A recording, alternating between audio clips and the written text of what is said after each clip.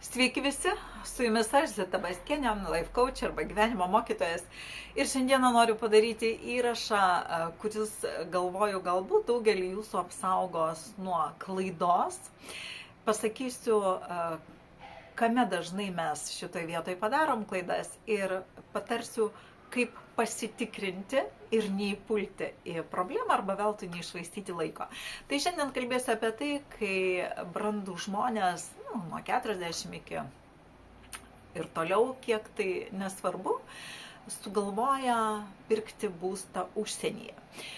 Sugalvoja, nes sistema, žinoma, taip veikia. Ji duoda daug reklamos, ji gąsdina mus kažkokiais įvykiais, karais ir panašiais dalykais. Ir mums kartais atrodo, kad reikia bėgti. Labai dažnas ir iš mano pažįstamų yra padaręs tokių žingsnių. Vieni jų pripažįsta klaidas, kiti tiesiog nieko jau negali pakeisti, situacijos labai įvairios. Aš suprantu, kad žmonės išvažiuoja jauni, jie ten nuo pat jaunystės su vaikais pastato savo gyvenimus, tai yra visai kita istorija ir tai daugelis jų grįžta vis tiek, todėl kad tai yra mūsų genetinėje informacijoje užkoduotas tautinis archetipas. Ir tai yra matematika ir jūs to niekaip nenubrauksit, nes tai yra informacinis mūsų archetipas. Ir tauta, kurioje mes gimstam, taip pat yra tame archetipe. Tai kame čia yra klaida? Kai jūs jau apie 40 ir daugiau sugalvojat pirkti būstą, atkreipkite dėmesį, kad reklamose, kurias jūs matot, visada jūs matot jūrą, saulę, gražius namus, turistus ir panašiai. Bet žinot, ko jums niekada neparodys reklamoje? Panašiai taip, kaip aš į eterį filmuotis niekada neteisiu tokia, žinot, užtinusi iš ryto su traiškanotom akim ir susivėlus. Taip, todėl, kad mes norim dalintis grožiu, tai yra natūralu ir jeigu aš kažką sakau, aš noriu atrodyti estetiškai. Lygiai taip pat ir reklamose jūs matot tą gražų vaizdą, bet jūs nematot dėmesio žmonių, vietinių žmonių kasdieniai savo tokio gyvenimo eigoj. Ir mums lietuviams, galbūt slaviški archetipai yra patys artimiausi, skandinavai, slavai, kas yra bendrai bendra ar ne. Bet ir tai yra didžiuliai skirtumai, nes tautos jos vis tiek turi vieną ar kitą skiriamąją, tik tai yra labiau artimos arba labiau tolimos. O mums dažnai reklamuoja reklamose visai kitus regionus, pastebėjot, ar ne? Ir tų žmonių nerodo. Ir mes dažnai, ir aš praėjusi tą etapą, kur man buvo toks, žinot, o gal ne dėl to, kad aš norėjau bėgti, šiaip esu pakankamai stabilios psichikos žmogus, bet dėl to, kad o gal vertėtų turėti. Ir šiandien aš jau tą etapą esu praėjusi, todėl labai gerai žinau, kokie tai būna jausmai ir kaip jum pasitikrinti, aš tuoj pat pasakysiu. Kai atvažiuoji į tą šalį arba nusiperki, ar ne, ir neįsivertini tų tautinių skirtumų, tu papuoli, nes tu jautiesi kaip spąstuose. Todėl, kad ką tu turėtum gražiausio, visada tu būsi toj kultūroje. Ir tau tik tai reikės žingsnį žengti ar iš namų, ar kaip dažnas galvoja, kad ten bus uždaras kvartalas, ten tik tokių ir tokių. Mes juk negyvensim kaip voljere, mes visada norim būti laisvi. Ir tada tu papuoli į spąstus, nes tai tau yra visiškai nepriimtini dalykai. Tos kitos kultūros, jos turi savo reikalavimus savo. Tarkim, aš esu Fortaventūroje, dabar atostogauju, tiksliau neatostogauju, praleidžiu žiemą. Kame ir yra mano pasiūlymas. Jeigu jūs norit kur nors pirkti būstą, jūs pagyvenkite ten ne mažiau 3 mėnesius, ne mažiau.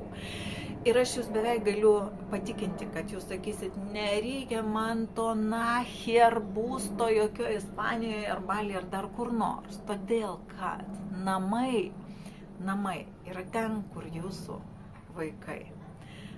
Tiesiog kaip eilėraštis gražiai suskamba, bet bendrai tai, kur jūsų yra šeima.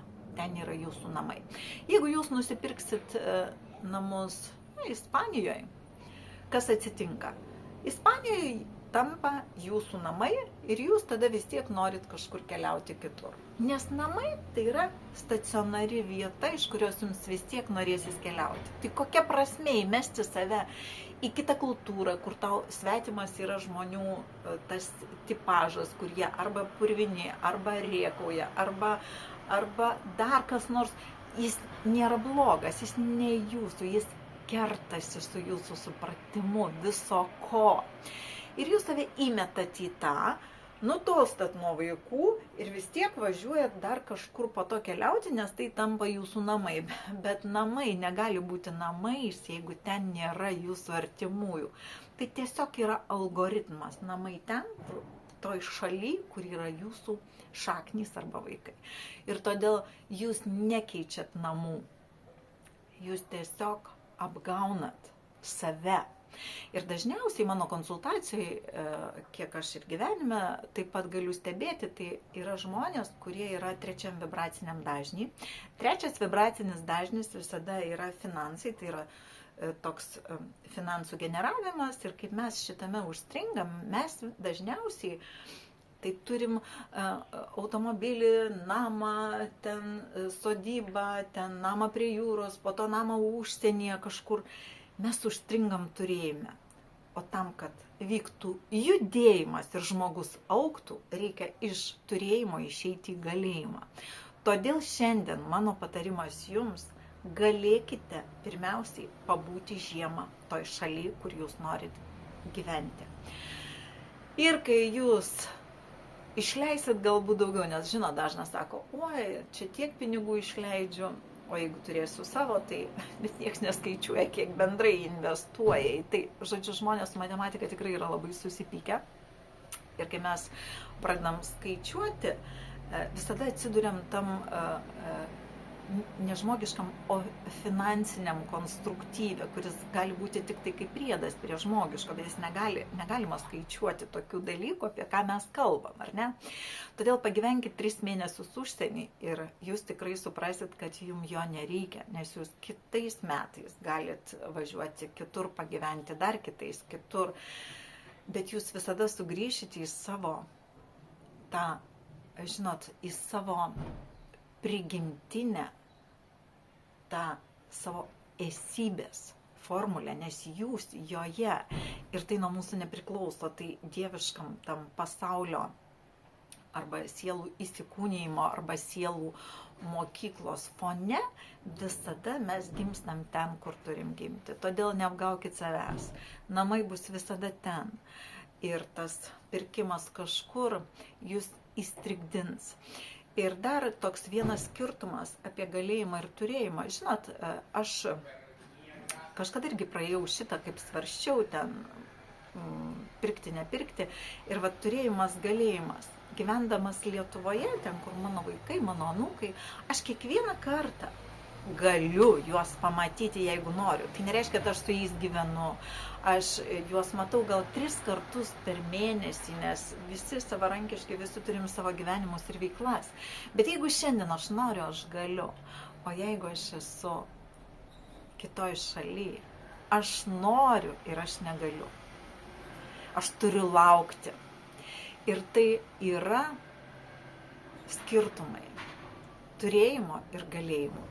Ir jeigu jūs dažniausiai, žmonės, kurie yra trečiam vibraciniam dažniui, pabandykit pereiti į tai, pabandykit galėjimą ir galėjimą situaciją šiandien pat turėti tokią, kokios jums reikia, padaryti pasiekiamą ir perlipti tą turėjimą. Turėti mums labiausiai reikia savo šeimą, savo gyvenamą vietą, namus ar namą, ar butą, ten, kur mes gyvenam. Ir judėti tolyn savo suvokimu ir savo augime į kitą lygį. O kitas lygis po turėjimo yra galėjimas. Jeigu tai prasibėgti matricos vibracinių dažnių pavadinimais tokiais buitiniais, ar ne, tai pirmas dažnis visada yra norėti, antras dažnis žinoti, trečias dažnis yra turėti, O ketvirtas dažnis yra galėti. Todėl leiskit savo galėti pagyventi užsienyje 3 mėnesius ir jūs visai kitaip pamatysit pasaulį, nepadarysit klaidos, neįkalinsit nei savęs, nei savo uždirbtų pinigų kažkokioje kitoje šalyje, nes nusipirkti visada yra labai lengva, o parduoti yra labai sunku. Ir visada pabandykit pasižiūrėti į tuos 3 mėnesius, pabūti toj tautoj, toj kultūriniai terpiai. Ir va tada viskas čiuk, gražiai susidėlioja į vietas. Tai šiandien labai norėjusi jums pasakyti šitą tokį būdą ir nepasimauti. Niekur nėra geriau negu toje šalyje, kurioje jūs gyvenat. Ir jeigu ten jums nesiseka, tai kitur bus dar baisiau. 100% kitur bus dar baisiau. Ne tam lygmenį, kad šiandien jūs uždirbat pinigus, bet jūsų gyvenimo perspektyvoje. Kitur bus dar baisiau. Todėl linkiu jums gražių pamastymų ir pasigalinėti su turėjimu ir įvertinti galėjimą. Ačiū.